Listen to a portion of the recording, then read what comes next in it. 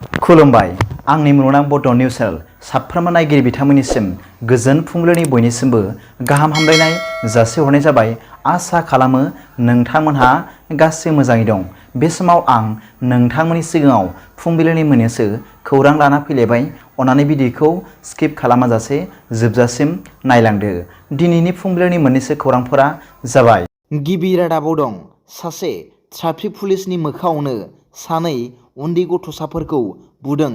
ढेकियाजुलि टाउननि सासे गलादारा मबाइल खावनायनि सन्देहजों सानै गथ'साफोरखौ मिथिनो मोननाय बादिब्ला थांनाय 15 अक्ट' सानखालियाव ढेकियाजुलि सहराव सानै अन्थाव बाथाव गथ'साफोरखौ पुलिस आरो रायजो राजाफोरनि मोखाङावनो सिखाव होना खास्रि बिस्रि बुनाय जाथाय।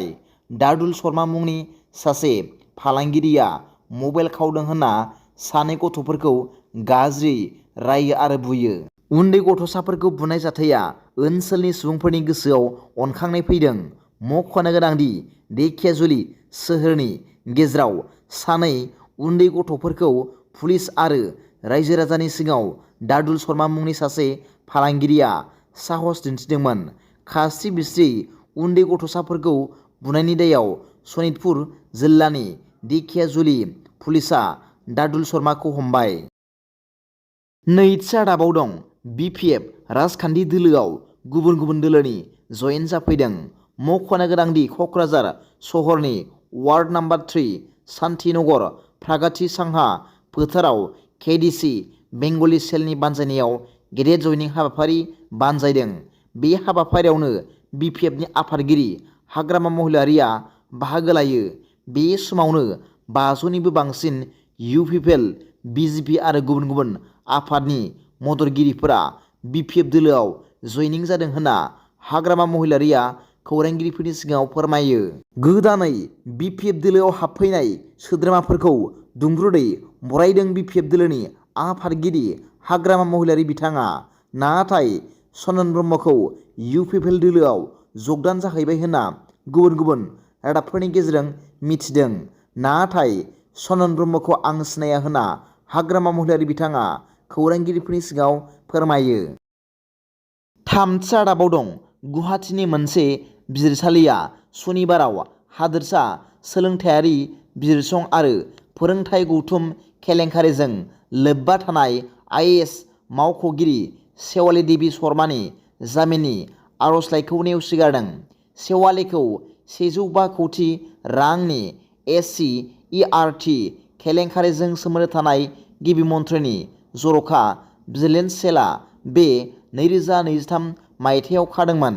रायखांनो गोनांदि बिथांजोखौ गावनि बिजामादै आरो थिखादार अजित पाल सिंहजों लोगोसे राजस्थाननि अजमेरनि क्रसलेन्ड हटेलाव खानाय जादोंमोन। बै समनिफ्रायनो बिथांजोआ न्यायारि बेंथेयाव दं होनना मिथिनो मोन्दों। ब्रैथि रादाबाव दं दुलाराय बर' फरायसा आफादनि बाख्नायथाव हाबा। सा 28 बर' राव फोरोंगिरिनि गोनांथि जादों।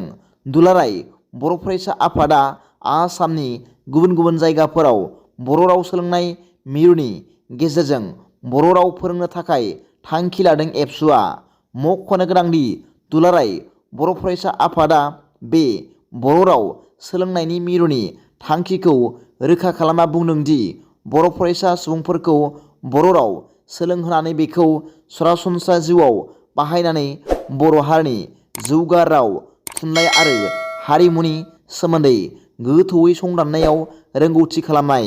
बेनिखायनो दुलाराय बर' फरायसा आफादा बर' राव सोलोंनाय मिरुनि थाखाय मोनसे गोदान सानखांथि गोनां सुबुंजों फोनांजाबनो हानाय आदब गोनां साबसिन फोरोंगिरि हांख्रायनाय जादों। बेनिखायनो गोसो गुदुं बिनायसाया राव फोरोंनायनि रोंगौथि आरो सुबुंजों फोनांजाबनो हानाय साबसिन आदब गोनां जानांगोन होनना फोसावनानै होबावो। रोंगौथि महरै बर' आयदायाव MA जानांगोन। राव बिगियानाव रोंगौसा थानाय बिनायसाया सायख'नायाव खाबु मोनगोन। दान बान्था महरै सायख'जानाय बिनायसानो दानफ्रोमबो 10,000 रां होगोन।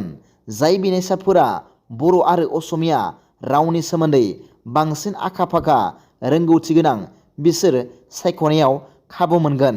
जायगानि बिनायसाफोरखौ सायख'नायाव गोनांथि होनाय जागोन। एप्लाइ खालामनायनि जोबथा अक्ट'आ 20 जानुवारि 2024।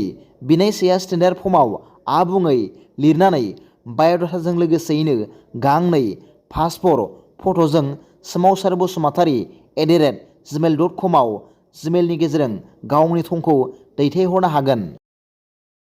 बाक्सा दाबाव दं। आर्मिनि मोनसे गोजौ थाखोनि हानजाया नेशनेल इनभेस्टिगेसन एजेन्सिनि हेफाजाबाव 14 दिसेम्बराव जानाय रौनिया बादानि साखाथियाव बावैसो सिगां ग्रेनेड बेरफ्रुनाय जाथायखौ नायबिजिरनो थाखाय जरहाटनि लिसुबारियाव सौहैबाय। बे नायबिजिरनाया बावैसो सिगां जानाय बेरफ्रुनाय जाथायखौ नायबिजिरनायाव NIA खौ सोफादेरनो आसाम पुलिसनि थांखिखौ उनसङो। बेफोर जाथायफोरखौ फोजोबनो आरो नायबिजिरनो मोनसे गोख्रों नाजानायाव गोसो होयो। सुलुङाव फोरमायनाय बादिब्ला आथिखालाव ओनसोलखौ बेंखनाय जादों आरो सिमा खानाय जादों मानोना NIA नि हानजाया आरोबाव नायबिजिरगोन। खौरां मोननाय बादिब्ला आलफा आइआ जरहाट जिल्लानि रौनिया स्टेशननि दरखंनि साखाथियाव बृहस्पतिबारनि मोनायाव बमा बेरफ्रुनायनि बिबान लादों।